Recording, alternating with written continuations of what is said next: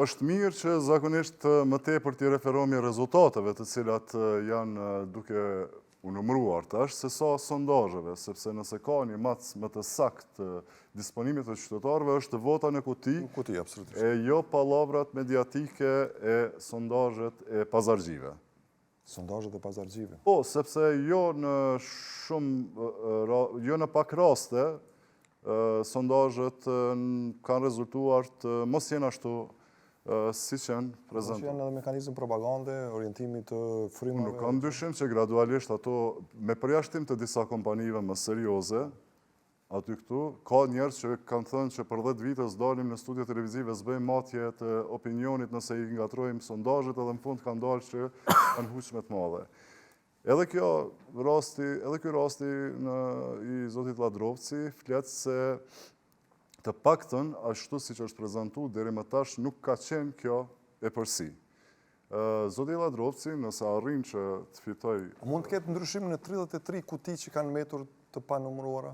Po, kjo nuk e zhbën faktin se zoti Ladrovci po imponohet si lideri PDK-s, pra PDK-ja nuk e hub këtë komunë. Zoti Ladrovci vazhdimisht ka thënë me kanë largu nga gara pavullnetshëm dhe ky është një test për mua se nëse fitoj këtë garë, unë do të rikthehem në PDK, pra s'po bëhet fjalë që do të ketë... Çfarë do të jenë pasojat e fitores për PDK-n, për kryesin, për kryetarin e saj, zotë Memri Krasniq? Po atëherë le të arsyetojnë ata para elektoratit, sepse kanë bërë thirrje dhe kjo i bie se zoti Ladrovci në bazën e tij, prapërsisht ka qenë si zoti Agim Aliu në Ferizaj, pra një kandidat që mund të qëndrojë edhe mbi partinë, shkaku edhe kalu më së qeverisjes. Mirë po temat që po diskutohet mas shumë ti, pa dyshim se është Mitrovica Jugut. Ma këthejnë rezultatin e Mitrovicës Jugut? Hajde të shojmë rezultatet.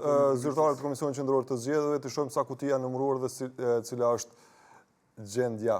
Okej, 105 kuti janë gjithsej, 63 janë numëruar, 28.74 Arjan Tahiri, 27.36 Faton Peci Lvizet e Vendit. A e shini çka do me thonë pazargjit e sondazheve? A e shini çka do me thonë që mos mi u besu njerëzve që s'kan kredibilitet? 18% edhe me një përbuzje tjerëzakonshme mediatike e kanë paraqit rezultatin, edhe thuj se këtu në studio u bindën të gjithë që fituesi pa diskutueshëm është zoti Arjan Tahiri. Që rezultati kur shihen votat? Që paftyrësia e atyre pazargjive të cilët mendojnë se edhe në kësi rrethana, kur nuk mund ta shmangësh rezultatin, sepse vota është në kuti, dalin dhe deklarojnë se 18% është diferenca. A është 18% diferenca? E unë për të garantoj se deri në fund të rezultatit, deri në fund të numërimit, ka gjasa që zoti Faton Peci të del me përqindje i pari.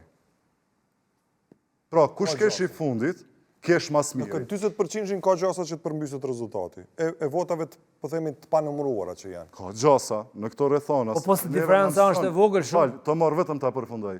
Në momentin kur diferenca është ngushtë dhe tashmë janë numëruar një pjesë e konsiderueshme votave, marzha e ndryshimit mund të jetë shumë e vogël, po mund të prodhej edhe një epërsi të lehtë.